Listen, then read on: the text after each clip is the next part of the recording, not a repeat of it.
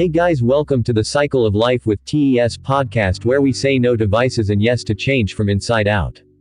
And I am your host Atiba Teslim, and on today's episode we will talking about faith beyond reason and trusting in God's plan when life doesn't make sense. The concept of big sin and small sin extends beyond religious and philosophical contexts, also applying to personal development and lifestyle choices. In this framework, big sins represent significant hindrances to growth, well-being, and success, while small sins are subtle, often overlooked habits or mindsets that can still impede progress. Talking about what big sin means is a complex and multifaceted idea that can be understood in various ways, depending on cultural, religious, and personal beliefs. In this episode, we will explore the notion of big sin, its implications, and its effects on individuals and society. In many religious traditions, big sins are considered mortal sins, meaning they are believed to be so severe that they can lead to eternal damnation or separation from the divine. Examples of big sins in this context include murder, adultery, and blasphemy. These actions are seen as rebellions against divine commandments and moral principles, causing harm to oneself and others. From a psychological perspective, big sins can represent significant breaches of personal values and ethics, leading to feelings of guilt, shame, and remorse. Unresolved, these emotions can manifest as anxiety, depression, or personality disorders. Big sins can also damage relationships, erode trust, and undermine social cohesion. In a broader sense, big sins can symbolize systemic injustices, such as oppression, discrimination, and environmental degradation. These transgressions perpetuate harm and suffering on a large scale, requiring collective accountability and systemic change. The consequences of big sins can be far-reaching, affecting not only individuals but also communities and future generations. They can lead to spiritual distress and disconnection, emotional trauma and mental health issues, strained relationships and social isolation, societal decay and cultural erosion, environmental degradation and ecological harm. However, it is important to recognize that big sins can also be opportunities for growth, redemption, and transformation. Through acknowledgement, repentance, and restitution, individuals and societies can work towards healing, forgiveness, and renewal. Lastly, big sin highlights the significance of ethical behavior, personal responsibility, and collective accountability. By confronting and addressing our biggest transgressions, we can foster a culture of empathy, justice, and compassion, leading to a more harmonious and equitable world. But while discussing big sin, we must also talk about small sins.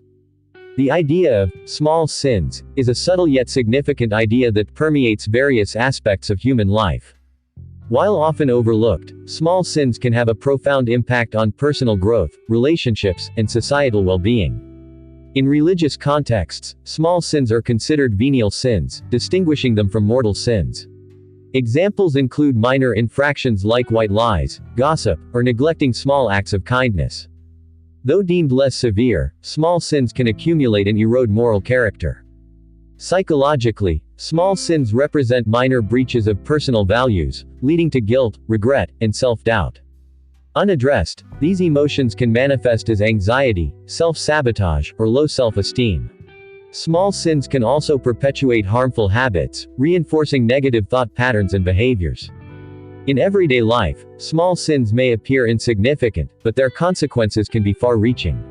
Examples include procrastination, leading to missed deadlines and lost opportunities; mindless consumption, contributing to environmental degradation; indifference to social injustices, perpetuating systemic inequality.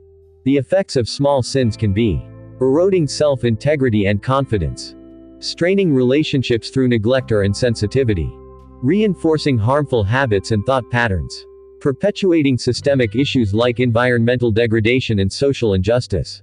However, acknowledging and addressing small sins offers opportunities for growth, self-reflection, and improvement. By recognizing and rectifying our minor transgressions, we can develop greater self-awareness and emotional intelligence, cultivate healthier habits and relationships, contribute to positive change and social responsibility, foster a culture of empathy, kindness, and compassion. In conclusion, small sins may seem insignificant, but their impact can be profound. By acknowledging and addressing these minor transgressions, we can cultivate personal growth, strengthen relationships, and contribute to a more just and compassionate society.